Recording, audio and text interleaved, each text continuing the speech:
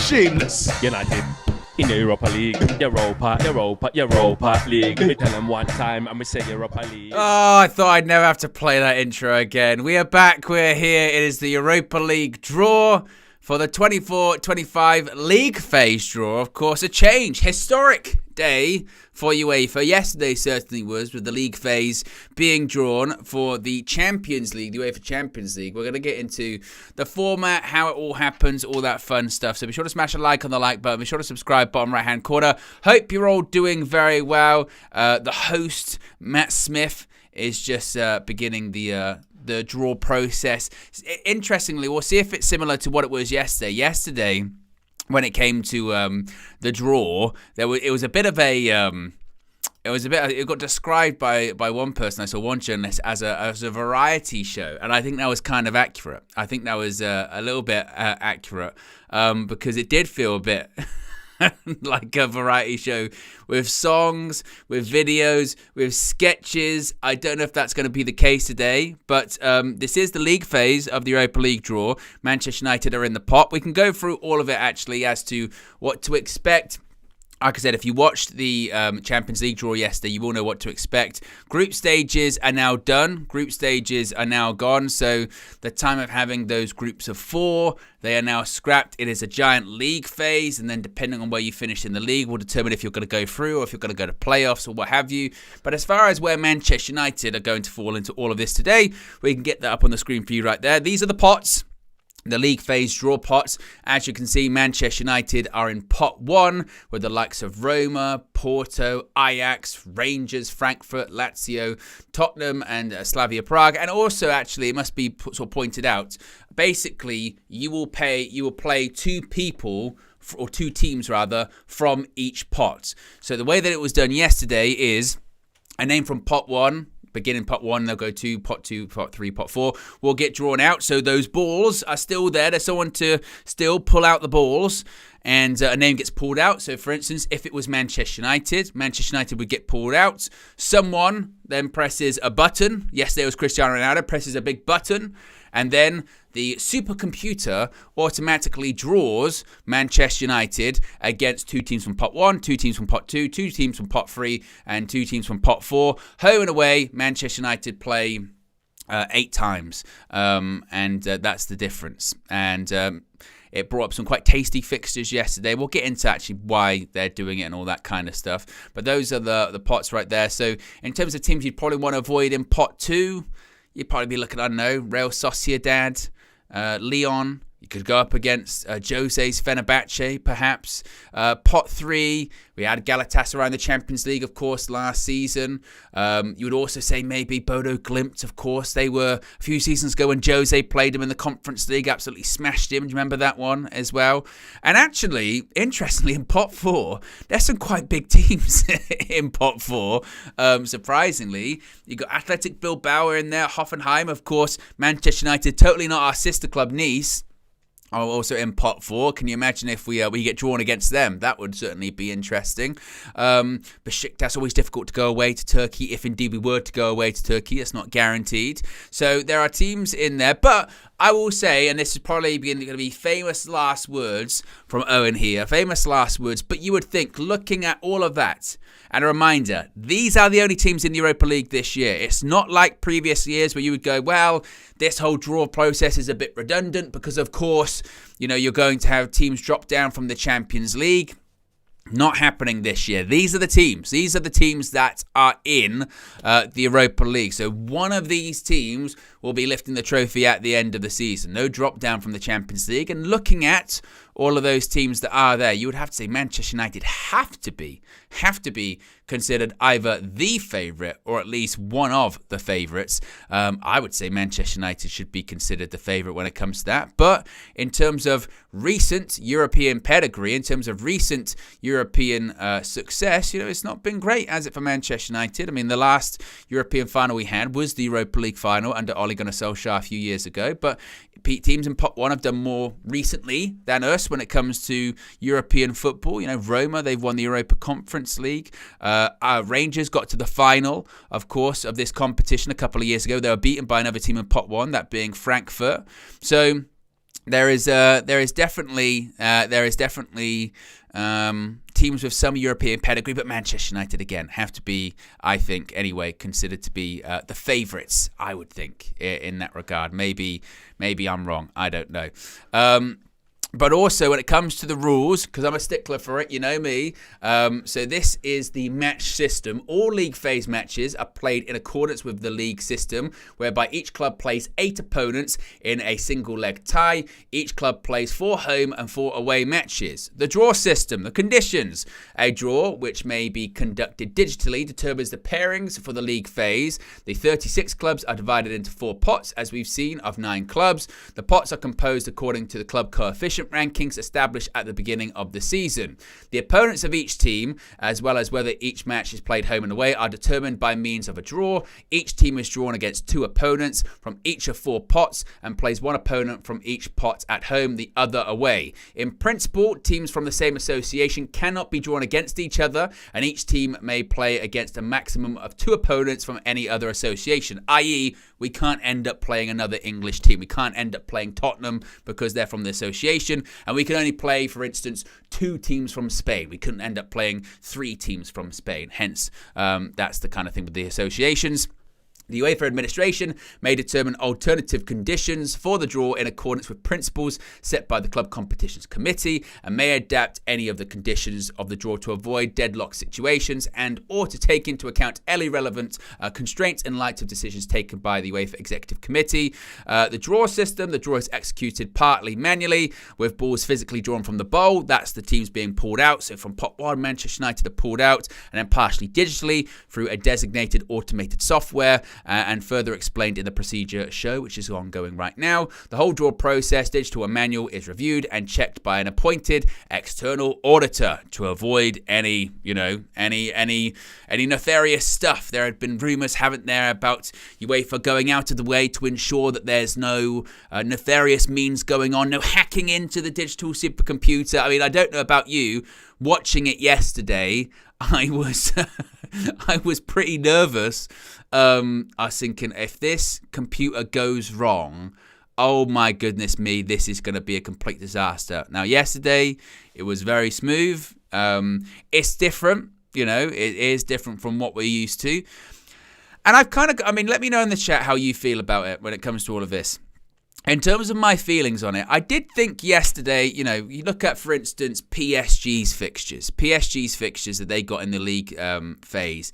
I looked at that, I went, well, I can see exactly why UEFA have done this, right? Actually, I can probably get those up on the screen right now. PSG Champions League fixtures. Because it was difficult. difficult to say the least. Let's go to here, see if I can find these PSG fixtures. Got to scroll. So PSG's fixtures, for example, in the league phase, they're facing Manchester City at home, Bayern Munich away, Atletico Madrid at home, Arsenal away, PSV at home, Salzburg away, Girona at home, Stuttgart away. And what you're really looking at there from a UEFA and advertising point of view, they're looking at that going, we've got games, Man City PSG, Bayern Munich PSG, Atletico Madrid PSG, Arsenal PSG, and that's just in the initial phase of the tournament, and that's what they really want. So I guess their point of view is from a fan point of view, from an entertainment point of view, that's really exciting, right? That you've got these exciting games that they can possibly have, which I understand to that point. But let's not get lost in the sight that this is all about money. This is all about revenue. This is all about squeezing every last drop of funds out of football that they possibly can. It's extra matches. Usually you would play 6 matches. Now you play 2 extra matches, don't you? Which is more revenue for broadcasters. They spin it like it's more revenue for clubs. It is, but also at the expense of what? At the expense of drawing money out of the fans, out of, drawing every last drop of energy or, injury out of players too. And also on top of this, there is also the worry isn't there about this is merely a reaction to prevent the formation of the Super League, isn't it? That's also the concern too, is that this is, the teams were going to break away, form their own league because they wanted more money and they wanted to be, we've got to be having these bigger matches and these increased revenue sources, and UEFA back down, basically. UEFA back down and change up this format, and this is the format that you get. I'm not adverse to change or evolution. I think as football fans sometimes we are quite fearful of change, whether it be new stadiums, new badges, new competitions, or new format of competitions. My goodness me, European competitions have evolved and changed so much. I remember as a kid when the Champions League had 2 group stages. You got through the first group stage and then you went into the second group stage. I remember also as well, being a kid, going back when the European Cup was just, single knockout tournament. That's what it was. This used to be the UEFA Cup. Now it's Europa League. The introduction of the Europa Conference League. It's bullshit. And then people go, actually, it's maybe not that bad. Football does evolve and change over time, but it's also completely due to money, indeed. Now, we do have, whilst we're waiting for this draw to start, we do have some breaking news that is actually quite surprising here. Breaking news.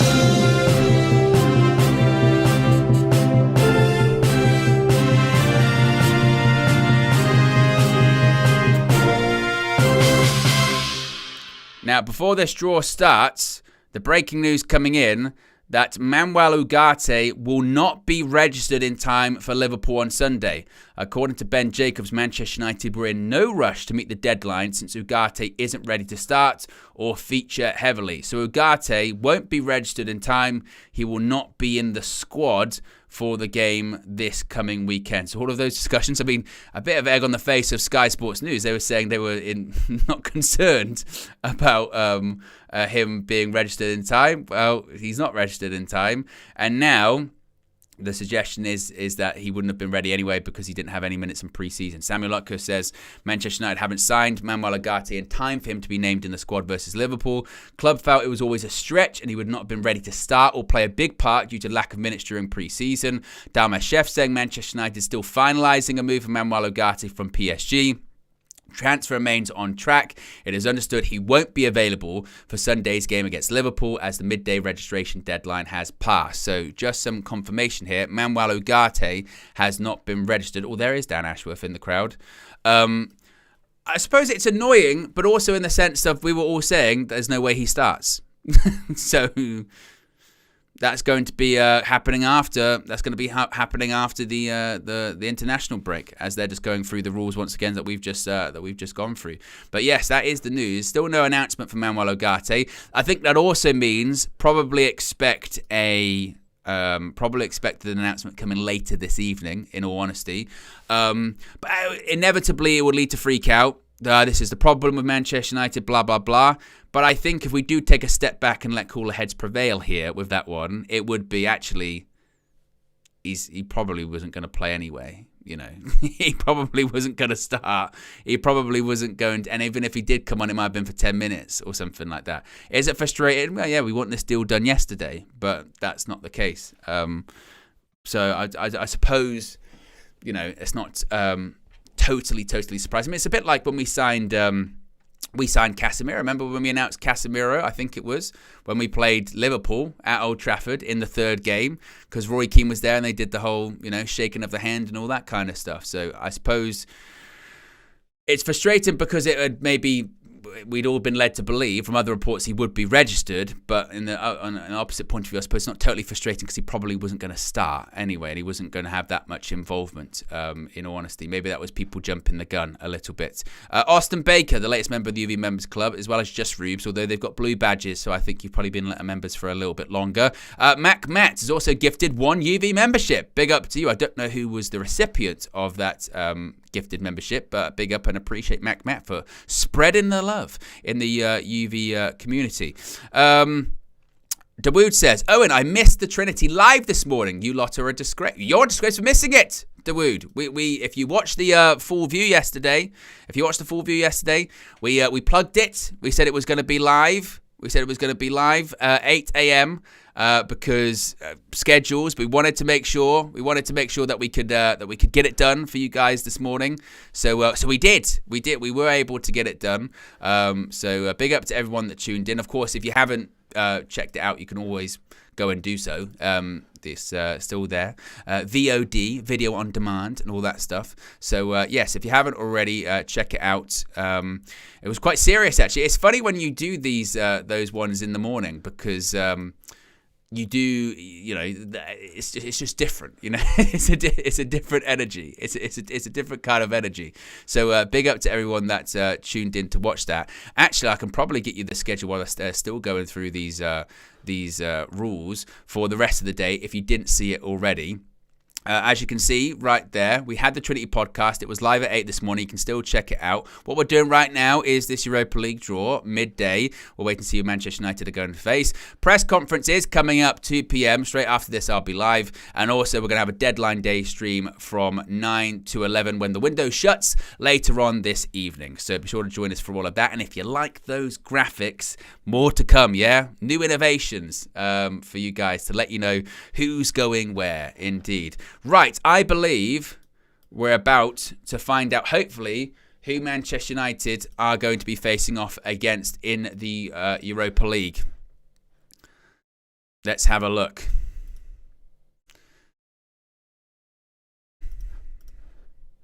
Here we go, folks. It's a bit different, isn't it? Right, they take guys taking the ball out of the pot. Pot 1 does include Manchester United. Who's it going to be? Rangers are the first team out. Now we still could face Rangers. We still could face Rangers. Of course, they were finalists a couple of years ago. That's a horrible camera angle because you can't see. I'm blinded. Move that light out the way. Now he presses the big Europa League button. Kaboom. It's like doing the lottery, isn't it? Oh, we are playing Rangers. Yes. Second game there. They've got Tottenham, Manchester United. So we are going to be playing Rangers at home. That is one of the teams from Pot 1 we are facing. Rangers at home. I will take that. And as you can see, it's updating on our screen as well. Fixture number 2, Rangers at home. But yes, from the teams from Pot 1, Rangers at home. I think that's a good draw. I'm happy with that. I will take that. A British derby, indeed, the guy says. Let's see who's coming out from Pot 1 next. Oh, the excitement of the draw. As he undoes the Europa League ball. Here we go. It's AS Roma, former Conference League champions. Of course, they got to the final under Jose Mourinho. What was that? A couple of seasons ago when Jose went mental with Dybala scored and then Sevilla equalised. They lost on penalties. We could face Roma. It's possible. He presses the button and here we go. Well, we're not going to face off against Roma because Frankfurt and Spurs are going to face off against Roma. So Spurs already know who they're going to be facing from Pot 1. These fixtures are so Europa League, aren't they?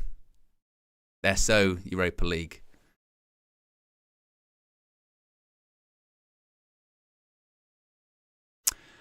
S. Madison says we're playing Rangers away. We're playing them at home. Because it was Man United away for them. Third club coming out of Pot 1 is going to be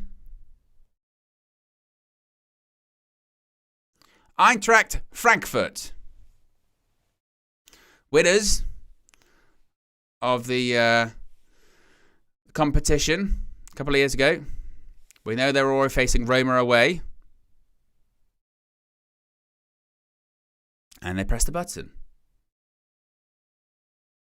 Well, we're not going to be facing Frankfurt either, as they're facing Slavia Prague.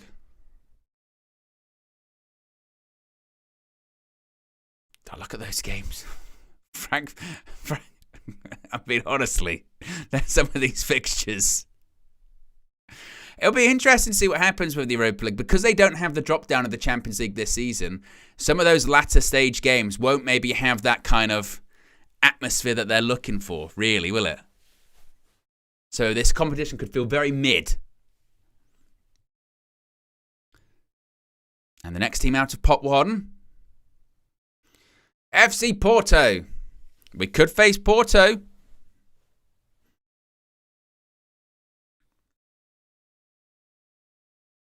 Press the button, my friend. And he presses the button. Who's it going to be? Manchester United at home. So we'll be facing Porto away. We know our teams out of the first pot who we're going to be facing. So we know the teams from pot 1 will be Porto away and Rangers at home. Porto, that's an interesting one. Porto away, tough fixture. Just ask Arsenal last season. They had to beat 1 penalties, didn't they?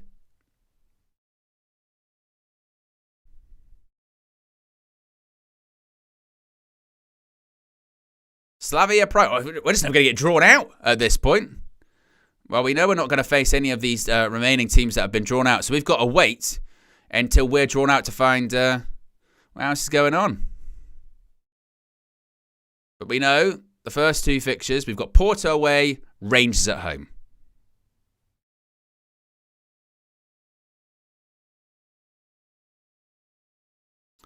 They've got the likes of Ajax, Frankfurt, Fenerbahce. We're going to face off against Jose, aren't we?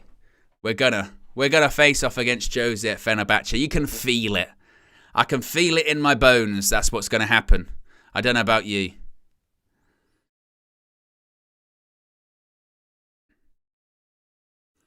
But still a lot of possibilities open. Who's coming out next? Manchester United are out. There we go. They're out of the pot. Not out of the competition yet.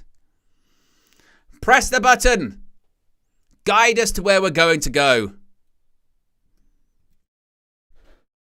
We already know our teams from pot 1. Who's it going to be from the rest of the pots? Tell us. I told you it'd be Fenerbahce. I told you it'd be Fenerbahce.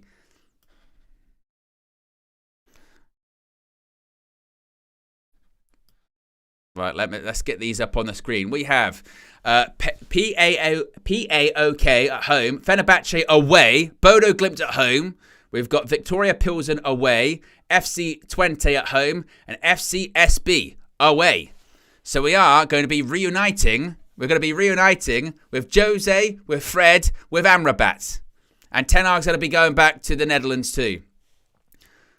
Right, let's get these fixtures up on the screen for you so we can figure all of these out together. We can react to all of these together. So it's PAOK at home. Right, that one's done. Fenerbahce away. That's a tough one, isn't it? That is a tough. Away in Turkey, we're just shit. Fenerbahce, that is away. Bodo Glimt at home, fine. I mean, away I'd have been concerned. That's a tough place to go, considering what they have done recently in European competitions. Bodo Glimt at home. We've got Victoria Pilsen away. Oh, that's a travel, isn't it? That's a proper Europa League fixture. Victoria Pilsen away.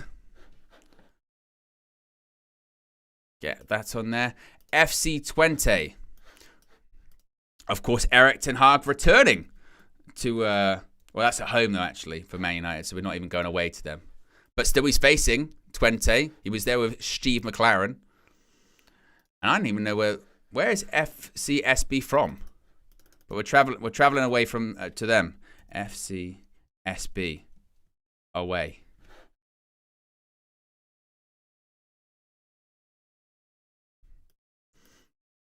But as they're saying on in the draw too, these are it's not the exact calendar as well. It must be said. This is just the fixtures. The exact calendar is going to be determined by UEFA at a later date. So just to confirm, just to do my hosting parts of that. So there you go. You can see it on the screen right there. There is all of the fixtures that Manchester United will be having in the league phase of the Europa League. Let me know in the chat what stands out to you. What stands out to you when you see that? And let me mute this. I don't care anymore. There you go. What do you call it? There you go. What stands out to me when I see those fixtures? I mean, obviously, you would say Fenerbahce away stands out to me. Just because travelling away in Europe to Turkey is always a challenge. Atmosphere, obviously last season when we played against Galatasaray. But also as well stands out because it's Jose, it's Fred, it's Amrabat. You know, there's a lot of ties there, isn't it? But, you know, that's interesting.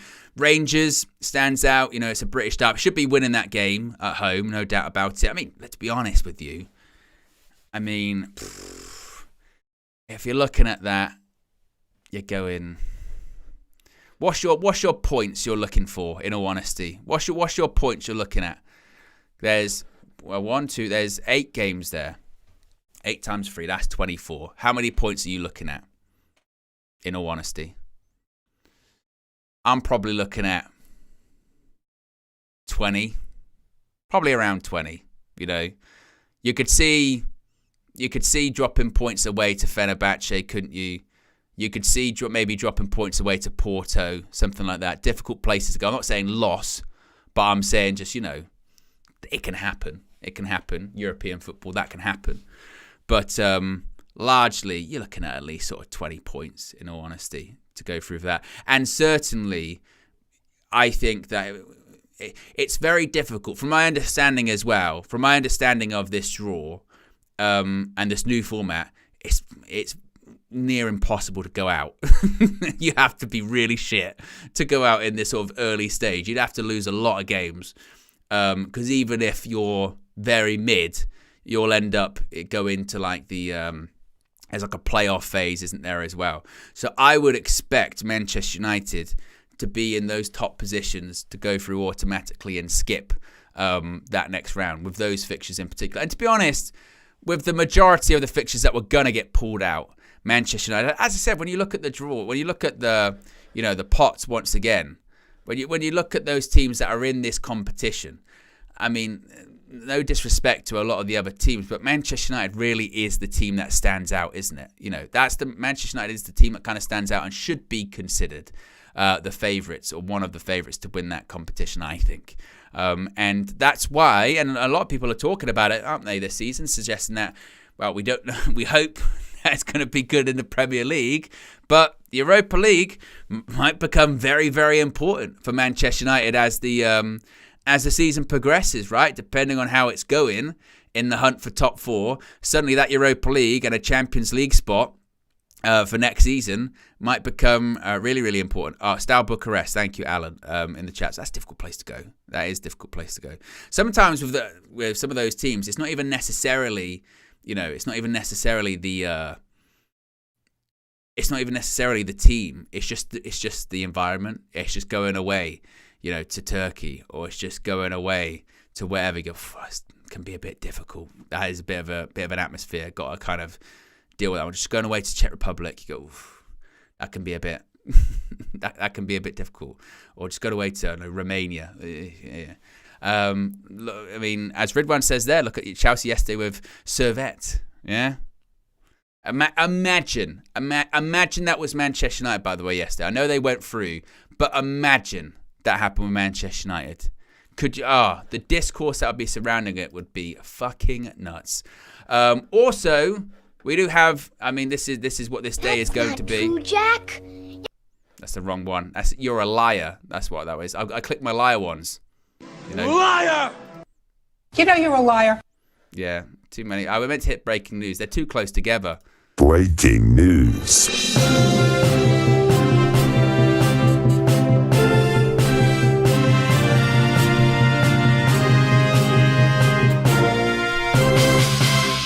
More breaking news coming. We spoke about Manuel Ugarte not being registered. He's the incoming. What about the outgoing? Jadon Sancho. A lot of developments with Jadon Sancho this lunchtime because Fabrizio Romano has just tweeted that Jadon Sancho has given total green light to a Chelsea move. He's keen on joining Chelsea's project. What project? But he says, Romano, talks are taking place between Chelsea and Manchester United. The deal is currently on. Juventus is in a complete standby since yesterday because of, the discrepancies when it comes to salary coverage, players not going out, etc., etc., etc. But Jadon Sancho, and this was really actually sort of breaking before I went live. I saw Sky did go with this, saying that, the talks were progressing, talks were ongoing, it was getting closer. Jadon Sancho wants to go to Chelsea, but the reason I think is quite curious with all of this is because all we had heard regarding Jadon Sancho to Chelsea was that the only way that deal would be possible is if Chelsea got rid of Raheem Sterling or if there was a player coming the other way. Now, for me, I don't want Raheem Sterling unless you're basically giving it, is Chelsea paying it or everything, his wages, and it's like a loan for a year, or you know what I mean, or it's pay as you play, 1 year deal. That's the only way that I could kind of go, wow, you're kind of getting a player for nothing. It's an extra player, whatever. It's not a long-term issue. But the fact that this Chelsea deal looks to be progressing closer and closer is interesting, but at the same time, I saw Carve earlier on today saying Raheem Sterling, it looks like there's two options for him today. It's either he stays at Chelsea or he goes to Arsenal. Now, has that fixed the problem? Is it a case of Sterling's going to be going to Arsenal and they've managed to get rid of Sterling, that's how they think they can get the Sancho deal through the door? If that's the case, fine, no problem. Chelsea pay up. We'll get the money. Even if we don't spend it today on a player, I don't think we should rush into anything. We can spend it in January. Use it. Fine. Not a problem. It'd be good for Manchester United to have a bit of extra money come January to actually participate in that window. So it looks like at the moment, this Sancho deal could be inching closer to happening. And maybe that means that the Raheem Sterling possibly to Arsenal deal is inching closer to happening as well. I do like the line from Fabrizio saying he's keen on joining the Chelsea project. Who isn't? Everyone is. They're signing everyone. So really keen on the project to join 50 other people. Cobham. But if Chelsea want to buy him and they're happy to give Manchester United the money, brilliant. Manchester United would be thrilled with that. And we don't have to get Raheem Sterling in return. Fantastic. No problem. Not a problem at all. Again, we'll take that money and we'll use it when we need to use it. Fine, not an issue. So it looks like this one could be inching closer, as Fabrizio Romano says. The deal is currently on. Now, again, what that will mean for Manchester United, any late business, time will tell. If you are just joining us and wondering what's going on with Manuel Ugarte, well, the latest is, when it comes to Manuel Ugarte, is there's not any issues in terms of him signing. I know people are worried about... worried about... It's not been announced. Why hasn't it been announced or anything like that? It's going to be announced today, but he's not going to be registered in time. He's not going to be registered in time for the game on Sunday. Manchester United reportedly are very calm and very happy. But they're calm with that because their point of view was he was really never going to be involved anyway. He's not had really any pre-season. The best could have been maybe minor involvement off the bench, but he's not ready to start. He's really not ready to play, particularly for a game possibly against Liverpool. So, it is what it is. It would also mean Manuel Ugarte, probably similar to Casemiro when we played Liverpool a couple of years ago, will probably be unveiled pre-match, half-time, something along those lines as well. So, yes, that is the latest with that. So, Ugarte will be announced today. He will be a deadline day signing for Manchester United, no doubt about that. CTZ says, Owen, are you okay? They sold us a broken player for 60 million. We're selling Sancho for 25. How are we thrilled? You're finished. I don't see how one can facilitate the other, in all honesty. Did they know about? I think they absolutely pulled the rug over our eyes. The Mason Mount deal, obviously, we paid for a player with 1 year left on his contract. He basically hasn't played for 2 years. But also, the reason why I didn't want to do the Raheem Sterling deal is I don't want to bail Chelsea out. You know, if Chelsea want to help us out and take a player that clearly is not in Manchester United's plans, then fine. then fine. No problem. Depending on, again, if they want to pay the right money. If it's 25 million, I would look at the money that they're saving if Raheem Sterling does indeed go to Arsenal and go, we can get that price up, can't we then? If you really, really want him, you know, and you've got Sterling off the books, let's see if you can get it to 30, 35, possible incentives to add on. I know the Athletic have said that's the price, but the prices for all of these players have moved around so much. Remember the other day it was like, oh, McTominay is 25 million. Last night Samuel Lutkers was saying all in actually that McTominay deal is going to be around 30 million pounds. So a lot of these valuations, we don't know until they go through. And again, with any player, Jadon Sancho is no different. No different. If Jadon Sancho doesn't want to be at Manchester United, then he should go. If any player doesn't want to be at Manchester United, whether that's Bruno Fernandes, whether that's Marcus Rashford, whether that's whoever, pick a player, and they don't want to be at Manchester United, then they shouldn't be there. Then they shouldn't, and they should go. And Manchester United can take that money and utilise it later on. So I don't know. And the one thing you don't want to be doing is doing what an Ed Woodward did with Bastian Schweinsteiger, which is we signed him from Bayern and that didn't work out. We are never going to do business with Bayern Munich ever again. Well, what if you want to buy a player in the future and you can get good value for money, but we're just not going to do it ever? Well, that's good. You know, that's good. We'll definitely do that. And when it comes to Sancho, who even knows if he's going to play at Chelsea? They've got enough. They've got enough when it comes to the wide positions. Maybe Sancho can be the difference to beat some teams in the Europa Conference League because they couldn't do it last night, could they? You know, so yeah, it's you know, I don't know why one equates the other. And to be honest with you, if Sancho does go, I'll be happy for him. And I don't mean this even facetiously. I'd be really happy for him because it's clear he needs to play regular football. He does. He needs to play regular football to rebuild his career. We saw that last season. I don't think 6 months is enough time to really get going. We saw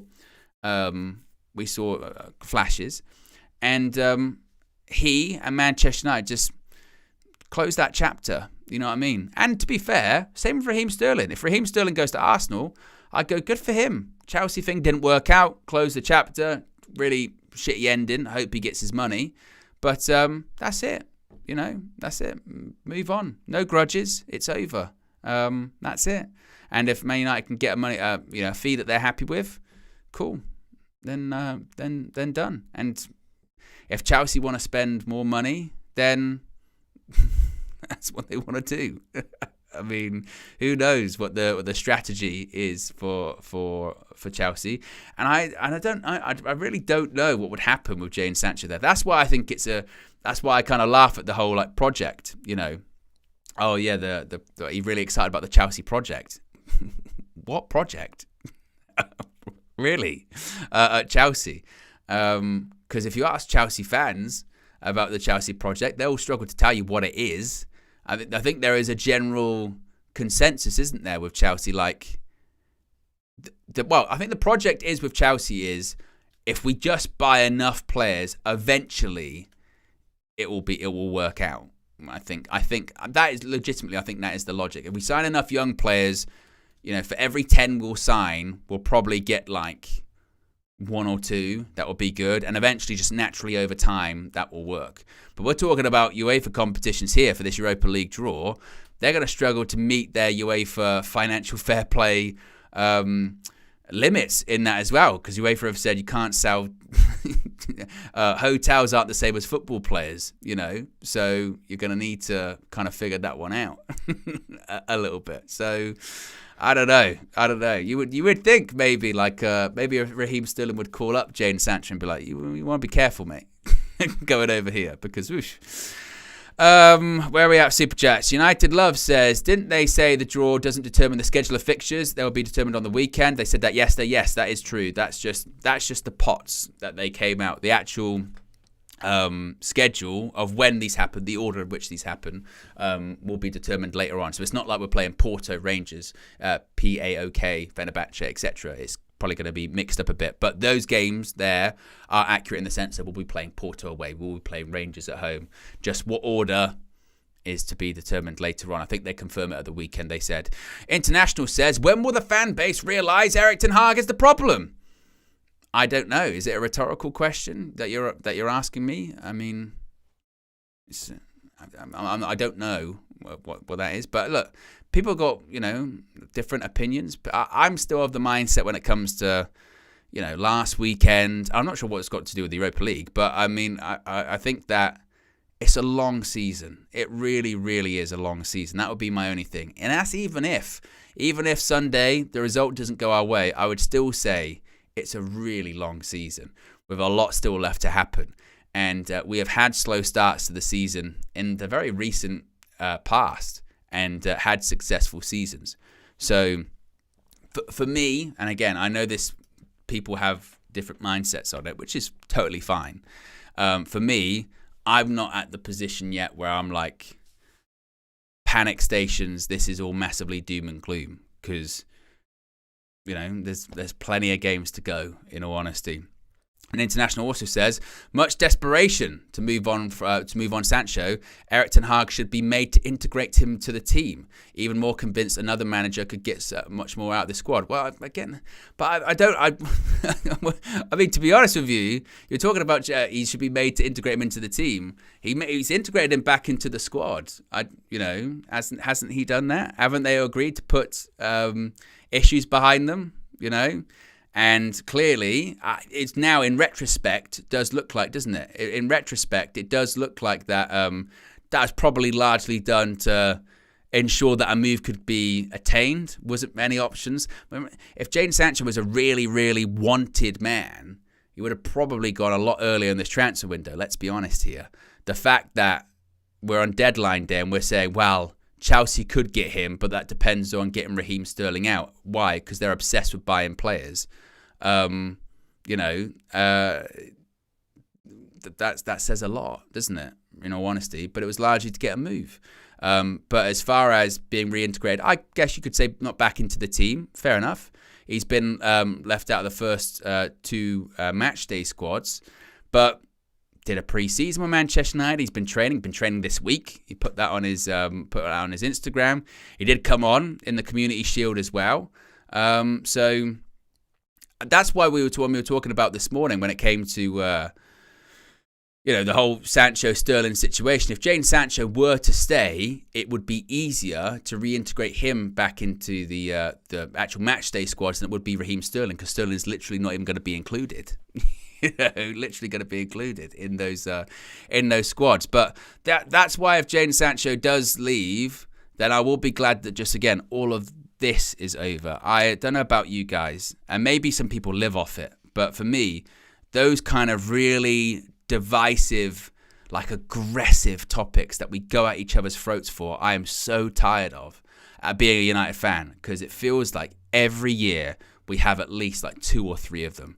And I don't know about you, but it is exhausting. Like, exhausting. Like, I'm all for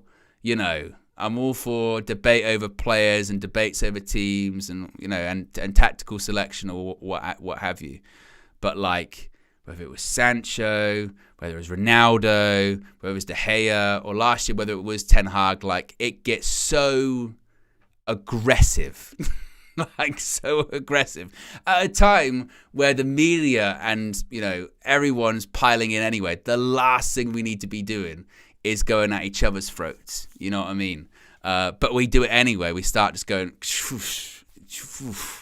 and it's like it's insane. So if Sancho does happen, I'll be glad that that's just kind of like that's done, and then it can all. And then every time like we lose a game, it isn't well, this is what you get for Jadon Sancho. Like, like last night with David De Gea. David De Gea He saved a penalty for Fiorentina. He made some really good saves for Fiorentina. And even that turned into, didn't it? See? And it's just like, oh man, just be happy he's playing football again. He's playing football again. He's making saves. Good for him. Like, I'm really glad to see him playing football. His time came to an end at Manchester United. He was the highest paid player at the club. Great servant. The ending was a bit shitty, and that should have been done better. Totally agree on that. But it's over. Like, it's over. The infighting at times is just too much, way too much for fans. Even last weekend when it was like after the Brighton game, it was like, oh, here we go again, and oh my goodness. So I hope we win on Sunday. And honestly, I think we got a good chance of winning. I know that's like, I know that's really not after last weekend, but honestly, I think that I think Old Trafford at home with Liverpool start to the season, I think it'll be a real test to see what they're actually like, what they're actually really like this season.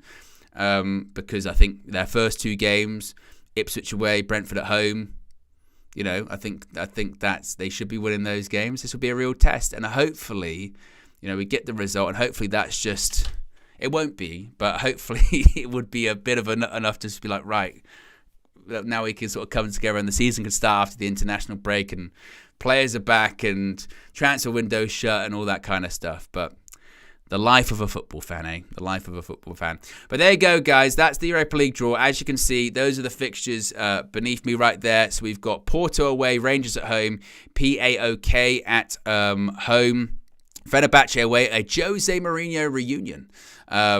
Is going to be taking place in Turkey. Bodo Glimt at home, Victoria Pilsen, FC Twente, and Steaua Bucharest away. Not in that particular order. The orders will be confirmed later on. I think at the weekend to see who we're going to be facing off against officially. But that is the draw, and I think again looking at the teams, Manchester United got to be considered and should be backing themselves to win this competition. We've won obviously. Yeah, Carabao Cup, FA Cup. You would hope a European trophy would be next for Erik ten Hag this season, and then we can that would be qualified for the Champions League and hopefully get in the top four as well. That would be nice. And guess what, guys? Even after last weekend, all of that I've just said is still entirely possible because it's not happened yet, and it's a long, long, long way to go. I remember in Erik's first season when we lost those first two games. Towards the end of the season, we were disappointed that we weren't in 3 finals and the top 4. We were like, we should have won Carabao Cup. We were in an FA Cup final, and I can't believe we didn't get Europa League final. And we got top 4, and we lost our first 2 games that season, and we got pumped a couple of times in it as well. So, season is not written. Season is not written yet. Just yet. But big up, guys. Yes, that is the Europa League draw for you. A reminder, I'll put this up actually one more time just so you know what's going to happen. We had the Trinity podcast this morning. It was live at 8 o'clock. You can go and check that out once again. KG, the comedian, and myself. We've just done this Europa League draw. Next up is going to be the press conference. Erik ten Hag talking to the media. I'll be live at 2 p.m. for that one. And then we got a special deadline day stream that's going to be at 9 o'clock all the way to the window shutting at 11. Big up, everyone. Appreciate you tuning in. And I'll speak for you again very, very soon. I'm out of here. Peace.